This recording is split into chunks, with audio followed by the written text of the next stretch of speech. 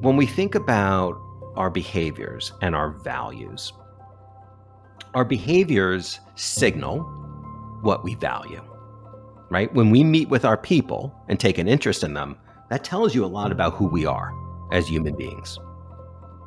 If we don't do certain things, the lack of behavior are also signals. So when you're not willing to find time, dedicated time for your people, you are sending a signal.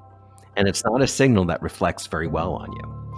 I would contest that this is not an option. This is the requirement of being a leader. So as leaders are trying, figuring out, listening to the information, the data, it's not like a cost-benefit analysis. This is really the stage for leadership.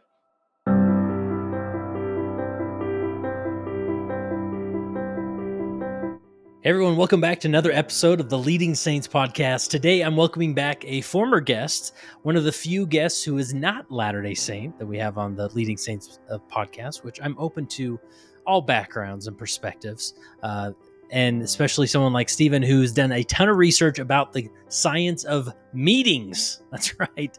Meetings is something we deal with in our week-to-week leadership experience in the church. And I would orient you to the first interview I did with him back in 2020, which is part of the Meetings with Saints virtual library. I'm actually going to include this interview as well in that library because it is just so needed and helpful. And in this interview, we talk about his new book, Glad We Met, The Art and Science of One-to-One Meetings. And when he reached out to me and said, "Hey, Kurt, I got a new book.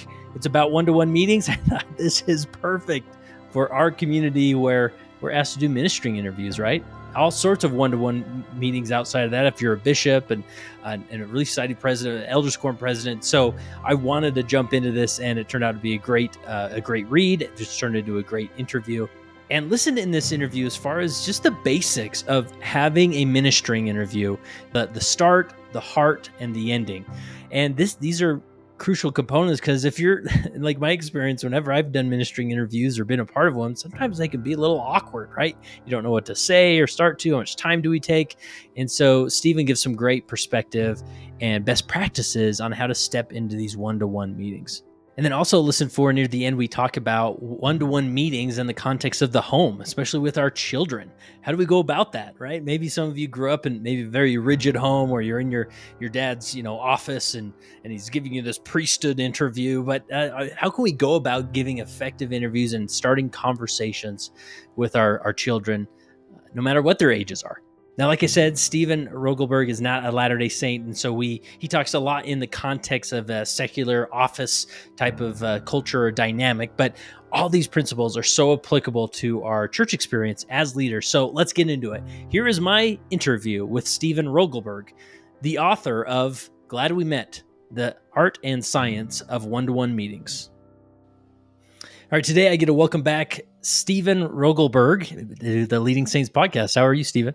I'm good. It's great to be back. Yeah, really good to be back. And we were just chatting. The last time we chatted was weeks before the world turned upside down with COVID, and part of the Meetings with Saints virtual conference that I was organizing online. And very few people at that time wanted to watch a virtual conference about meetings, but it was still a fantastic interview that we had. So, Well, thanks. Yeah, that was it was crazy times. it was. I mean, the interesting thing is, probably a month or two after our recording would have been a perfect time to release Right. it because people exactly. were so interested in how to do these meetings.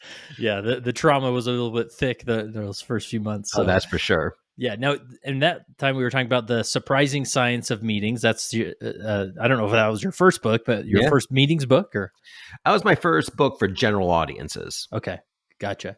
And you are a professor. Maybe give some of your background on your professional path. Sure. So I hold the title of Chancellor's Professor at University of North Carolina, Charlotte. And I am this crazy academic that has been studying meetings for 20 plus years. And it's been a crazy ride because this content has gone viral. And the first book was, again, to my complete surprise, was a crazy success. And then my new book, Glad We Met, The Art and Science of One-on-One Meetings, just came out in January, and that one's doing better. And so Oh, there's cool. clearly really meaningful appetite for identifying and leveraging science to take these critical opportunities at work that are causing pain and make them truly work for us. And so I'm thrilled. It's fun. It's totally good. That's cool. Now, I mentioned my audience like I did last time. You are not a Latter-day Saint, but you obviously do research that can be very helpful for us Latter-day Saints out there. And with this new book, you mentioned just briefly, the proceeds are going to is it the Cancer Society? Yeah, everything goes to the American Cancer Oh, cool. Society in honor of my sister-in-law and her Oh, wow. fight with cancer. And I do have a branch of my family Oh, that, yeah. yeah, I don't know if you recall, but Yeah, that's right. but yeah, with the last name Rogelberg, it's probably not a typical last name. And That's right. That's right. Well, that's awesome to have some real meaning. I think a lot of people that hear meetings and it's sort of like this dry, corporate yeah, topic, which you make it interesting, especially with your research. And so to that's what I know that try. there's a personal meaning through behind the book and the proceeds and whatnot, that's awesome. And glad we can help promote that for sure. Well, thank you. So what, I mean, was this a natural next step to the one-on-one meeting, or because I mean, once I saw the book that came out, I was like, of course, like why isn't there a whole library full of this concept of one-on-one meetings? Because we're all in these things, and I know. meetings is like a general meeting is one thing, but like the awkwardness of a one-to-one meeting could be really palpable, right? So how did Oh, yeah. this idea come about for this book? Well, after I wrote the first book, in my mind, I was like, I'm not doing a second book. I only want to write books if I feel like I have something to say. And then it was probably a couple years passed, and I'm like, gosh, I think there's an amazing opportunity around this notion of one-on-ones. And unlike my first book, this space is wide open. There was basically, you go on to Amazon or what have you and looking for good books on one-on-one meetings, you're not going to find anything. And so it was really a different experience to write a book in an empty space. And this book is really different because it captures both the art and science of one-on-one meetings, because one-on-one meetings do have art to them as well. But let me step back for a minute and tell you what I mean by a one-on-one meeting. Would Okay, that be cool. okay? Yeah. Okay. So obviously we have so many one-on-one encounters at work and in life, right? We're always chatting with people. We're having these quick one-on-ones with peers or a boss or what have you. When I talk about a one-on-one meeting, I'm talking about something quite unique. I'm talking about a regular, reoccurring meeting between a manager and their people to discuss what is on the minds of their directs, to better understand their concerns, their challenges, and to look for opportunities to provide support. So while this meeting is orchestrated and facilitated by a manager, it is not for them. It is for their people. It is the opportunity to truly see your people. And what's important to remember is managers have tons of opportunities to meet with their people and get what they want. This is that one predictable time where the employee gets to get their needs met. And it's all about genuine and meaningful connection.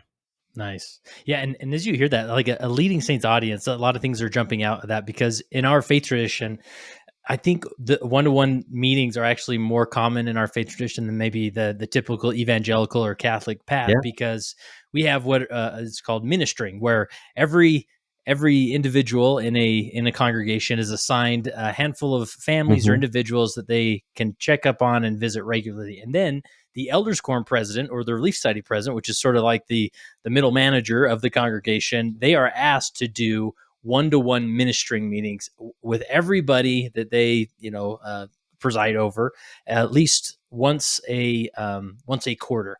And this is somewhat of a new thing, and it's become everybody, as I talk generally to people, there's not a lot of positive experiences that come to the surface because it can feel forced, like, oh, you're just doing this because you're Mhm. supposed to do it Right. and you don't really care. And I only really, you're supposed to meet with me every quarter, but I've only seen you once every 2 years. and Right. and so this is why this just jumped out at me when I saw this book, that it really is this like it's a new dynamic to approach something like this that's regular, right? It's one thing to have Right. a meeting or a general meeting, but Right. this is a different dynamic. And I mean, this notion of feeling seen is really powerful, right? As humans, that's what we crave, right? We crave being seen, especially by people who are higher power Yeah. than us. Yeah. And if we all think back to a time where we had a manager take a genuine interest in us, that stuck with us, right? It was just transformative. And what's so interesting is that while one-on-one meetings, like I described, brings humanity into work, it's also really good business sense. Namely, the data are so incredibly robust that when managers are doing these one-on-ones like I'm describing, that employees report much higher levels of engagement, thriving, retention. We've all heard the expression that people don't leave bad jobs, they leave bad bosses, Yeah. right? This is your opportunity to prove you're not a bad boss. It's tied to success, like productivity increases to the extent that this employee is able to share and get support. But here's the piece that surprises a lot of people: it actually makes the manager more successful. That by giving to their directs in this way, they're more successful. Namely, managers are ultimately evaluated by the success of the people that report into them and their teams. This is an opportunity to lift others' performance, and it's only a good reflection on you. Furthermore, we even have data that suggests that managers, when they were having these regular one-on-ones, they reported less interruptions between meetings because employees would just save their issues for Yeah. these regular. So they had this ability to kind of have more flow time to engage deeper into their work. So, how often is it the case that we can find something that's good for humanity and business success? Yeah. Right? I mean, this is really an incredible sweet spot. Yeah. And that's the misconception. Sometimes you feel like, oh, I'm just supposed to have these one-to-ones and check up on their progress. And, how are you meeting with your goals and things like that. But in reality, it's not about you and the success of your department or quorum or organization, but it really is about them and their development and how you can help in their journey. That's right. Oh, I love how you said that. How you can help in their journey, and it's important that managers realize that they can get status updates in a million different ways. Right. They can send an email. They can tell the employee to come by and tell them their updates. They can do it in a team meeting. So they can get their needs met. Managers are not the issue here. And so, but typically when you have these one-on-ones, employees are going to share what's going on, where they're struggling. They're going to seek help and guidance. They might be thinking about their broader place on the team and the organization. It's just a small investment. And I think one of the neat things that also emerged in this research is it really isn't a big investment. That even if a manager is doing these every week or every other week for just 25 minutes, but it's a good 25 minutes where you're really dialed into that other person, it yields really strong benefits. When the amount of time increases, so let's say a monthly one-on-one, you still get some benefits, but in general, you don't. Um, and then if you move to the quarter, kind of using your example, you just don't get the same benefits, right? Because it's no longer a process. Yeah. Then it's just an event. And events are experienced very, very differently than things that seem more process, right? So if you see me meeting with you every other week or every week, it's genuine, right? It's a genuine interest. And as a result, that's where we can get the greatest value. Gotcha. So the more often you can meet with those direct reports, the more of that you're hitting that process point rather than an Right. event. Yeah. It just feels it comes across much more sincere. Yeah. No. right? So if I say to you, listen, I really want to get to know you, let's meet every 6 months, right? You're like, okay, well, I guess you don't really want to get to know me because that's not a very big commitment. Yeah. Um, and, and I think the other interesting tie-in is, as people come back to work post-COVID, what people missed is not having more meetings at work. What they missed is genuine connections, right? Meaningful connections. And this is a great example of promoting these meaningful connections. Yeah. So maybe give us just the crash course on holding one-to-one. Obviously, people can deep dive into your book, and I would recommend it to really get the nuances and the tips and tricks and tools and things. But like, if I'm walking into a one-to-one in a half hour, like, what are some things I can consider, or the room I should use, the how to start, how to end, those types of things? Sure. I mean, there's so much. That was the fun part of doing all this science and trying to provide readers with so many different choices. And because there isn't a magic formula, there's just choices. And then my hope is that people pick choices that fit who they are, as well as who their direct is. So yes, we could think of this as being, having three principal phases, right? There's the start, the heart, and the end. And, the start is all about, being sure that you have some type of lightweight agenda here. Namely, the one-on-ones were evaluated as being more effective when there was some type of agenda created. But what was most key is who created the agenda. Where the more the direct was involved, the higher the ratings of effectiveness. Because remember, this meeting is for the direct. So therefore, we want the direct to either come to the meeting with a set of topics that they want to talk about, or that we have a set of core questions that the direct has either given us or provide feedback on. We then want to start the meeting with two awesome questions. So first is, how are you? However, a how are you question typically doesn't work, but it can with a twist. Okay. Namely, when you ask someone, how are you? They will typically say, good, great, pretty good, right? You just don't get much. They get automatic responses. But the research shows that if you ask someone, how are you? But answer on a 10-point scale, with 1 being terrible, 10 being great. How are you? Really? Now you get responses of 6s, 7s, 5s, and now you have something to work with. Now you can say, tell me more, or you can say, how can I help you become a 7? All right, so there's a good basic starting question. Another great starting question is to ask people, hey, I know you were struggling with X and you were going to try Y. How did that go for you? When you have a question like that, people know that you're listening, that you're making these connections, and it's really powerful. All right. So there's some examples. There's more, but those are some examples. Yeah. Then during the meeting itself, the employee, while the manager is kind of creating a structure, maybe with these core questions, or again, the listing approach that I talked about, ultimately, the goal is to get the direct to talk and to share. And the manager has to be an awesome listener. In fact, another one of the excellent predictors of ineffectiveness is if the manager talks more than the direct. So the manager has to close their mouth and say, and the things that they say are things such as, tell me more, help me understand, what can I do to help, right? Those are the types of things that they should really be featuring. Now, don't get me wrong, they can certainly share a perspective, but ultimately, they don't want to render the employee impotent. So if the employee brings to you a problem, the thing that the manager should say is, so what are your thoughts on how to address this problem?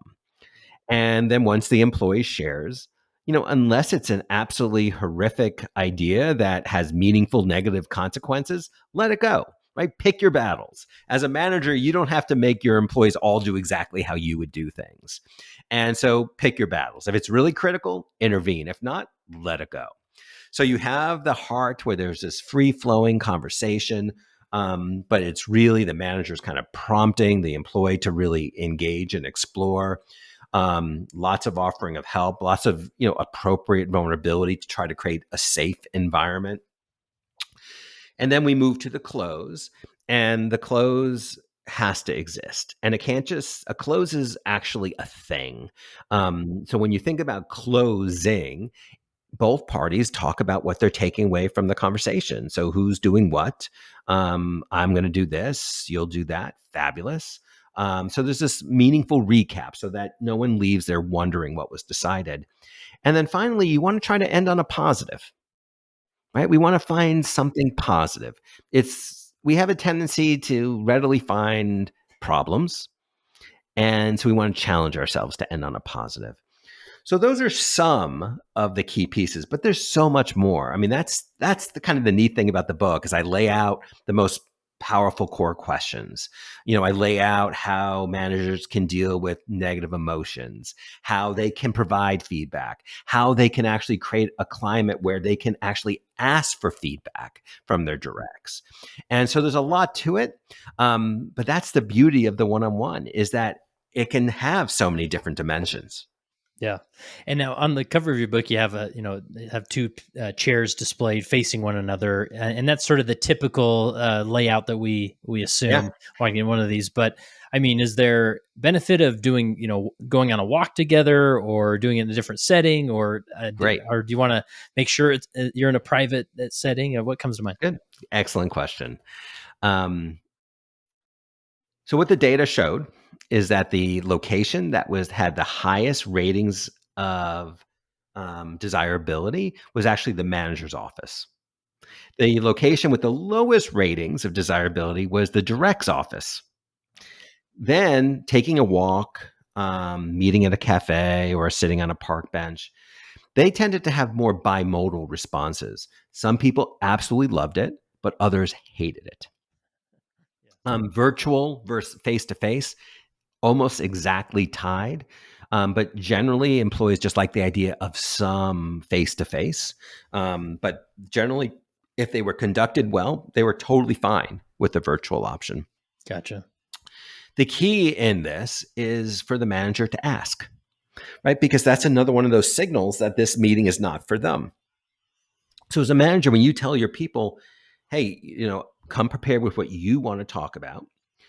Where do you want to do this? Right? These all become those signals that this is not your typical meeting. This is something different. And I really think it's important to think about this word signals. And I know this will resonate with you on a personal level too. When we think about our behaviors and our values signal what we value. Right? When we meet with our people and take an interest in them, that tells you a lot about who we are as human beings. If we don't do certain things, the lack of behavior are also signals. So when you're not willing to find time, dedicated time for your people, you are sending a signal. And it's not a signal that reflects very well on you. Yeah. So I would contest that this is not an option. This is the requirement of being a leader. And so as leaders are trying, figuring out, or, listening to the information, the data, there really isn't. It's not like a cost benefit analysis. This is really the stage for leadership. And then, the other thing is to remind yourself that you will make more time by doing these. And I'll give you the most basic, silly example. These types of meetings decrease rework time, right? Because people get it right the first time. Because these meetings promote more retention of your best performers, less time having to refill roles, which we know takes a lot of time. Yeah. So anyone that's saying, gosh, I just don't know how I have time if I can do these, we don't debate that when it comes to brushing our teeth, right? Yeah. We brush our teeth because we know you have to do that. That's right.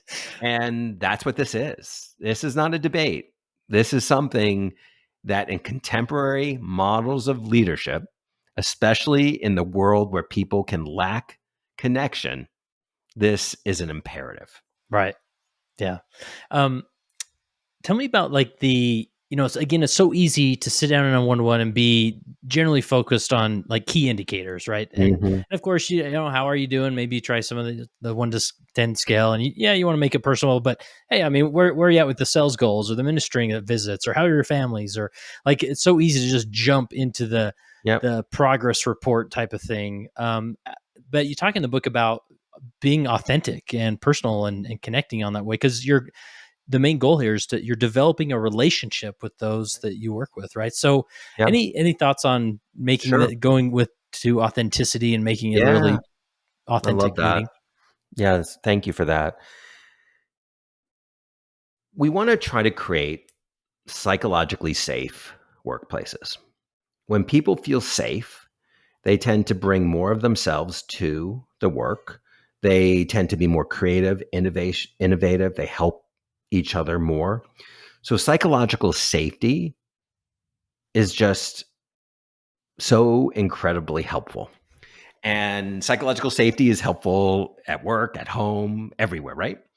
And so people can foster safety by being kind, listening, not having an agenda, focusing on the other person. But also, you can create some safety by being appropriately vulnerable yourself. So if I tell you, and again, I don't want managers to dominate, but when the employee, the direct, says to you, "How are you?" and you say, I'm doing, well." And let's say you share something, but I am struggling a little bit. My mother's going through some health issues, so we're trying to navigate that. And so something, slightly personal, but not inappropriate, it just creates the opportunity for others to feel more comfortable sharing. And so, this notion of being appropriately vulnerable, this notion of being authentic is really helpful.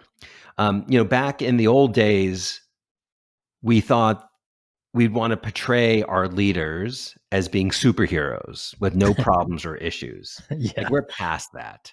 We know they're humans. We know that they struggle. And to the extent that I'm willing to share appropriately and gently, you're just going to be comfortable doing that too, right? So next thing I know, if I tell you about going on my silly example of a parent, maybe you might tell me that you have some struggles with managing some tricky work life balance issues, and then maybe what comes from that conversation is I can say, well, why don't you start working at home on Thursdays and Fridays so you can manage that. And so who knows where the conversation can go when there's a little bit more intimacy to it. And again, I do want to stress the manager is not a therapist. This is not a therapy Yeah. session, Right. right? This is just a genuine conversation, a real conversation, but it's not therapy. Yeah. And really an ideal situation I would imagine is, yeah, it's not therapy, but if you have a relationship where it gets to a point of saying like, hey, have you thought about seeing someone? Like, I actually know a few people, like maybe you should reach out. Like, even better, right? That they have a friend there Yeah, that understands they're struggling I and maybe agree. that they'll send them in the right direction to get professional I help. think So that's fabulous. When we yeah. think about the type of support we can provide others, it doesn't always have to come from us. Yeah. Right? We Yeah. can be making referrals and suggestions to involve others. Yeah, I like that a lot. So what would you say? I think we've all had one-to-ones or where you meet with your manager, your church leader, whoever it is, and you can tell that they're maybe a little awkward. They're not very Mhm, comfortable doing this, and mhm. they're asking maybe strange questions, and overall it wasn't good. So from like the interviewee or the other side of the other Yeah, chair, like what can we do to make it better for our manager or church leader? yeah.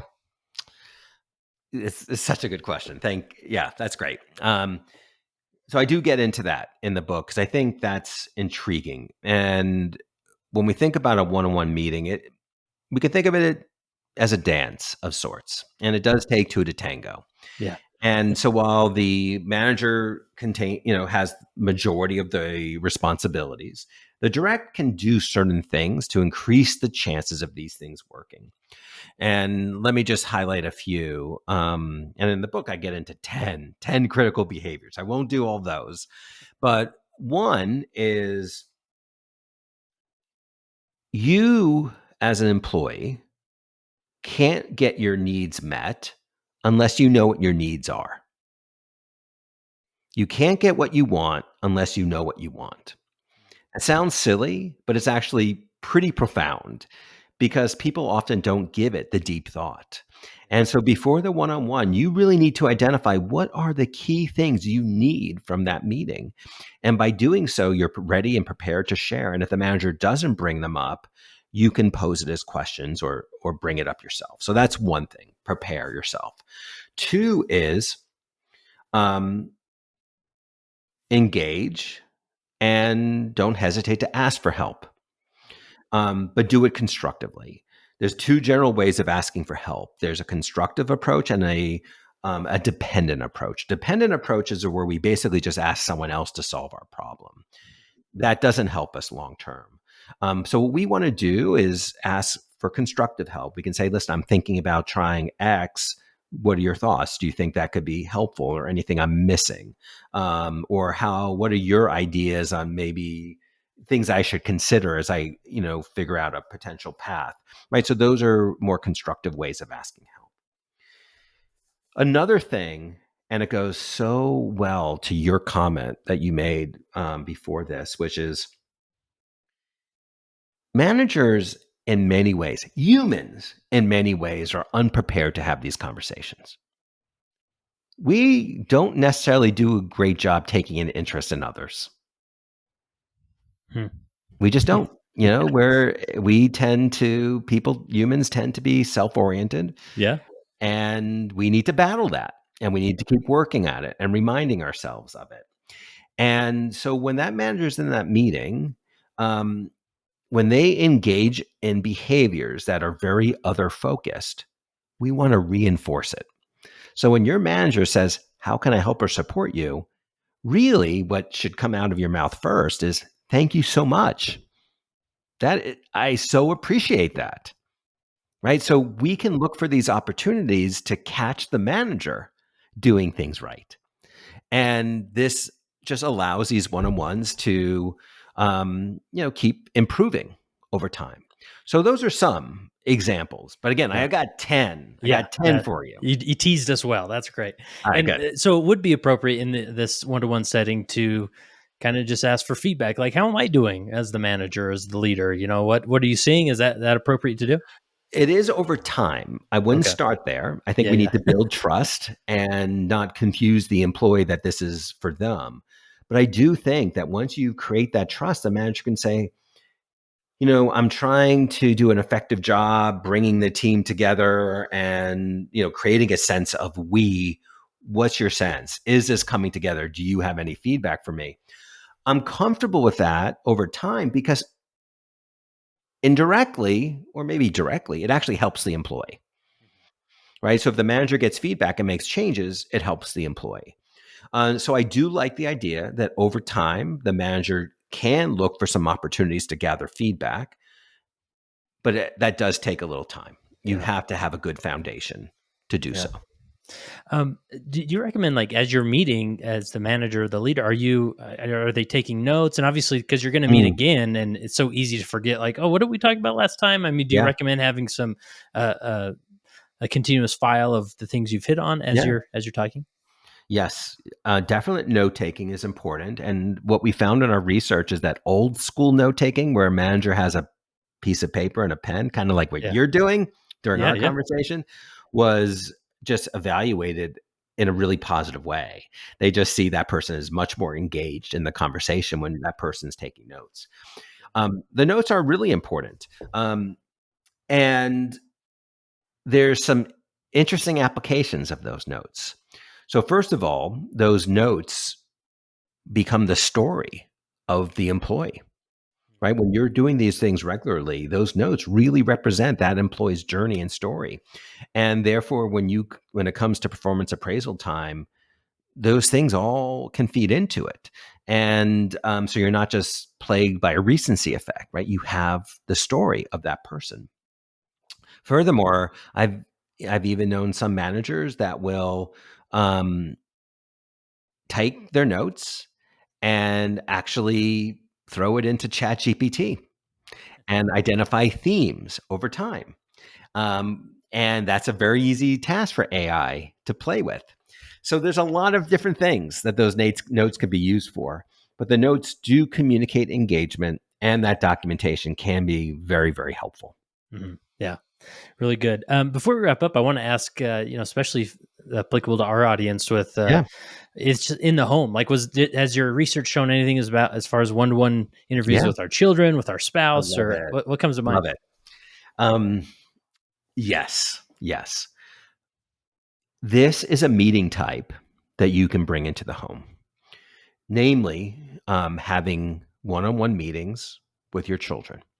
Now, I'm not talking about any kind of rigorous, rigid calendar holds where you have to contact your kid's administrative assistant to coordinate. We're not talking that. Yeah. But this notion of being intentional, that a parent is finding time on a regular basis to engage with their child on their terms, not your terms, not about asking them to unload the dishwasher, not about asking them their grade on their last math test, but it's just checking in with their child in a real, genuine way. What's top of mind? What are you struggling with? What's good for you right now? What's hard for you right now? How can I help and be supportive to you? What did you think of this career thing that you had mentioned, last week when we were chatting? So finding these opportunities where you sincerely and deeply take an interest in your child. Because sadly, we often don't. We're moving too fast and we're surrounded by distractions. And so we do have to be intentional. And when I shared this insight with developmental psychologists and clinical psychologists, their reaction is this is completely aligned with everything we know in psychology. That this is what's missing in a lot of parent-child relationships. And again, parents don't even realize it because they might be saying, as they're listening to this, oh no, I have lots of conversations with my kids.